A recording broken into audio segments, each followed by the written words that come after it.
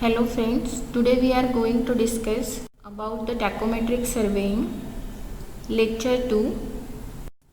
In last lecture we are discussing about the tachometry and their advantages.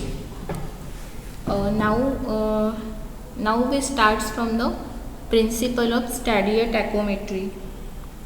The tachometry is based on the principle known as stadia surveying, stadia tachometry, and the term stadia comes from the stadia diaphragm, which has three horizontal crosshairs as shown in the following figure. The figure shows the crosshairs arrangement in several forms. So see this figure. In that there three crosshairs are arranged in different forms. The top hair is known as upper hair, while lower one is known as lower hair, and the middle one hair it is called as middle hair.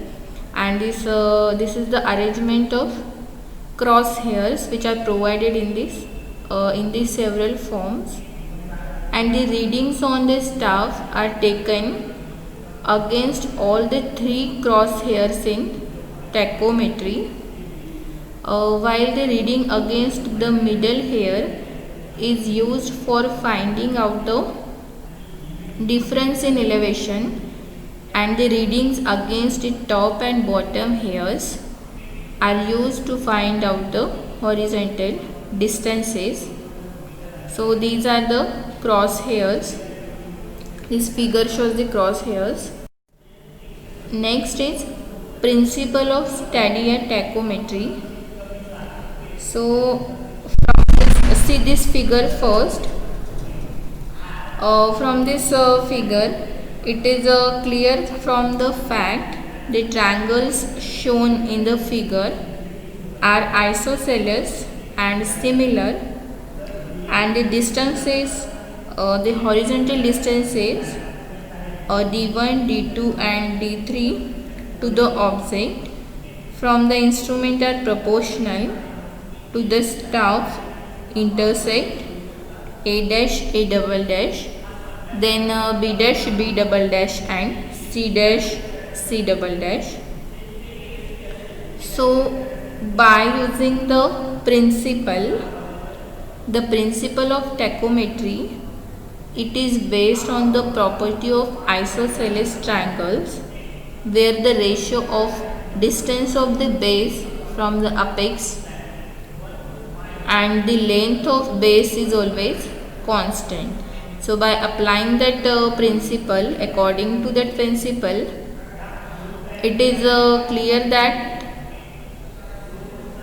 the distance divided by staff intercept S1, so D1 upon S1 is equal to D2 upon S2 is equal to D3 upon S3 is equal to constant, and this constant is also called as multiplying constant, and it is shown by F upon I, where F is the focal length. Next point is component parts of tachometer. The instruments usually required in the tachometry are: first is tachometer, and second one is leveling staff or stadia rod. Leveling staff is also known as a stadia rod. So let's see first tachometer. What is tachometer?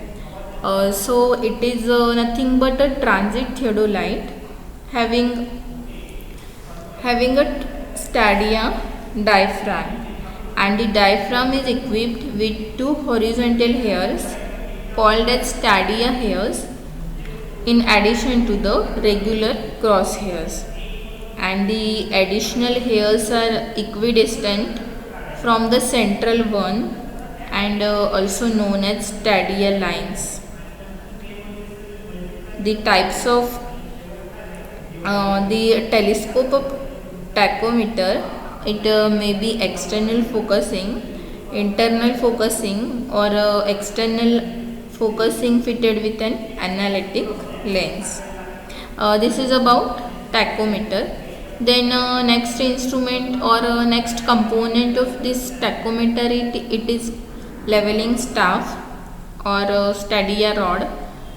So the stadia rod or staff used with the tachometer may be usual type of leveling staff reading to a 0.005 meter, or it may be of special design, or the stadia rod is usually in one piece, but for the ease of transport it may be folding or telescope.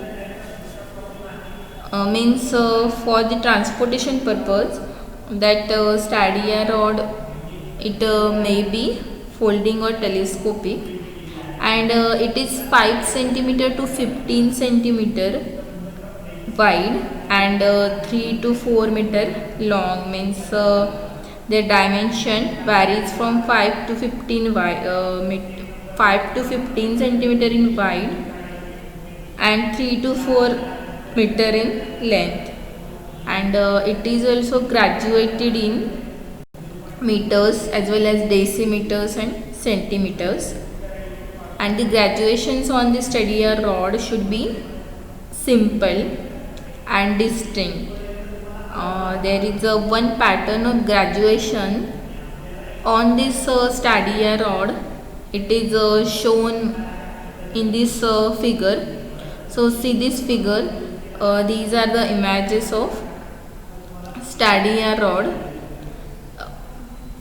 Pattern of so these are the graduations or pattern of graduations which are shown on this stadia rod.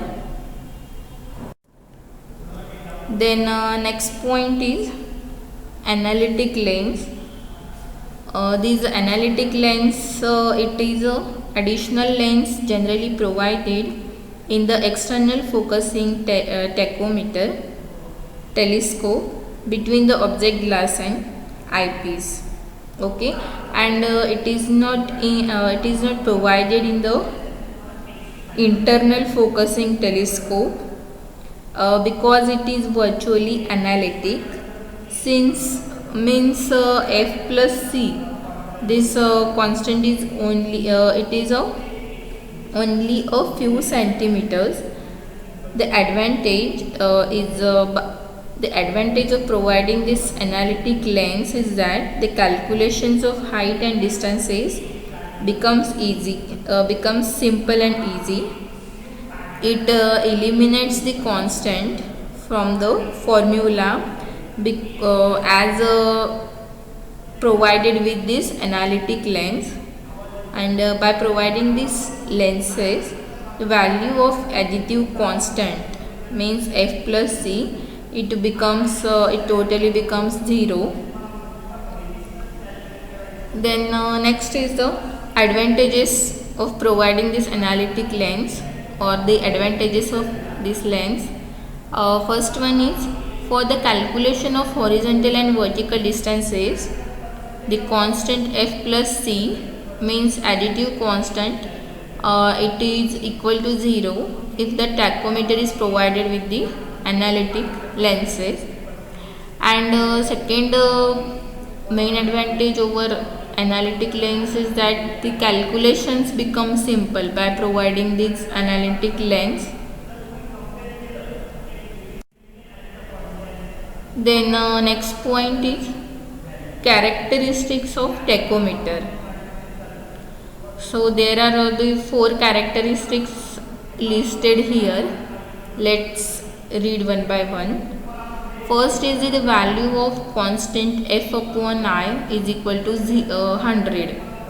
This is the first characteristics of tachometer, that is the value of f upon I means multiplying constant. The value of this multiplying constant is equal to 100. Then the telescope, it should be provided with analytic lens, because by providing these analytic lens, the calculations of horizontal and vertical distances becomes easy and simple. Then third one is telescope should be powerful, having the magnification should be 20 to 30 times the diameter. And last is the vision through telescope should be clear and bright image at longer distance. Means whenever we see from the telescope, the image from the telescope, it should be clear and bright at longer distance. So these are the characteristics of tachometer, and hope all of you understand this video. Thank you.